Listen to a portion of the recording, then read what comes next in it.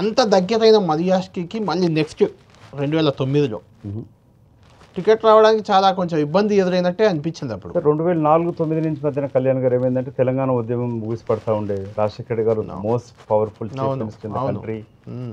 ఆయన తెలంగాణ రాష్ట్రానికి alliance party అధికారంగా ఉన్నా కూడా వ్యతిరేకంగా ఉండే, ప్రాంతీయ పార్టీ లాగా నడిపారు. విభజన వద్దనేది ఆలోచనతో ఉండే. That's fine. అవును.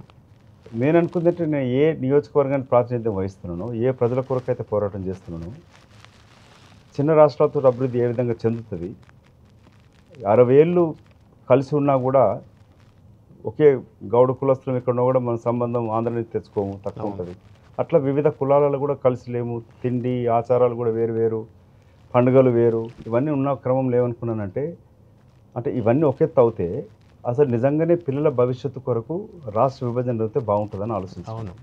సో ఇక్కడ ఆంధ్రప్రదేశ్ విభజన జరిగితే ఈ రాజకీయ ఎత్తుగడకలకి అధికారం ఆకాంక్షతో వచ్చిన వాళ్ళు కొందరు అవుతే నేను నమ్మింది రేపటి మన పిల్లల భవిష్యత్తు బాగుంటుందా లేదనేది. సో నేను విశ్వసించింది నిజమైంది. రాజకీయంగా పార్టీ నష్టపోయింది.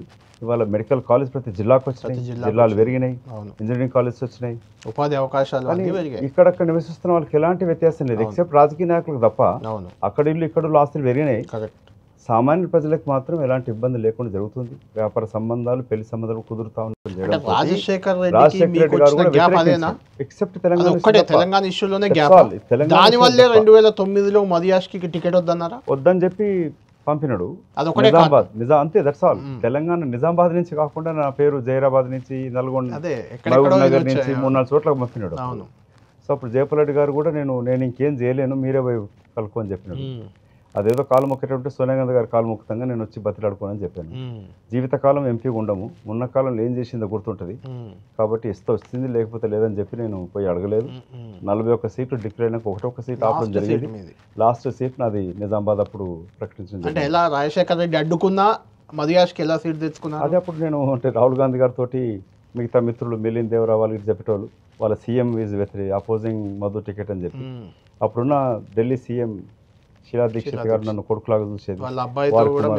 హర్యానా ముఖ్యమంత్రి దీపేందర్ హూడా కూడా వారి కుమారుడు నాకు చిన్న తమ్ముడు. సందీప్ దీక్షిత్, దీపేందర్ హూడా, ఈ మా స్క్రీనింగ్ కమిటీకి ప్రణబ్ ముఖర్జీ గారు చైర్మన్, ఏమహేమిలో ఉండే వాళ్ళందరూ కూడా వెళ్ళి నా గురించి చెప్పడం జరిగింది. అంతిమంగా మళ్ళీ సోనియా గాంధీ నిర్ణయం తీసుకున్నారు. నేను గట్టిగా విశ్వసించింది కాంగ్రెస్తోనే సాధ్యమని నమ్మినను. నా ఆకాంక్ష కూడా తెలంగాణ సాధన అనేది ఉండే, అది కాంగ్రెస్తోనే సాధ్యమని చెప్పి విశ్వసించడం జరిగింది. ఒక దశలో బీఆర్ఎస్ పార్టీ నాయకులు వచ్చేసి అన్న మీరు రాజీనామా చేయండి, వచ్చేసి మళ్ళీ మిమ్మల్ని భుజాలపై ఎత్తుకొని గెలిపిస్తామని చెప్తే నేను చెప్పాను, నేను ఆల్రెడీ ఎంపీ ఉన్నా కదా, రాజీనామా చేస్తే రాష్ట్రం రావాలి కానీ రాజకీయ లబ్ధి కొరకు కాదు ఇది. కానీ వాళ్ళని పక్కన పెట్టేసి రాష్ట్ర సాధన కొరక నా వంతు పాత్ర డిప్యూటీ చీఫ్ విప్గా అటు అధిష్టానాన్ని ఒప్పించడంలో కానీ మిగతా రాజకీయ పార్టీలు, అఖిలేష్ యాదవ్ నా మంచి మిత్రుడు, అతను